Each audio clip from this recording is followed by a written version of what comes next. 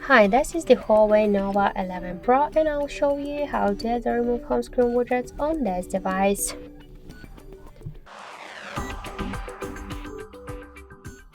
So first, just pinch to customize your home screen, tap to Service Widgets and you'll see all of the available applications here.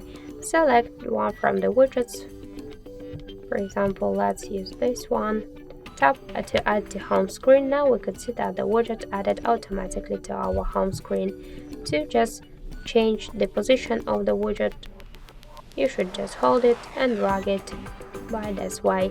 You could hold it for a while to remove the widget, to add it here, some settings. If you want to move it between the screens to create a new screens by the same way, you should just hold it and drag it. And also, just let's remove it, hold, tap to remove icon, confirm your action by tap to remove button, and that's it. So thank you for watching, and if you like this video, leave thumbs up and subscribe.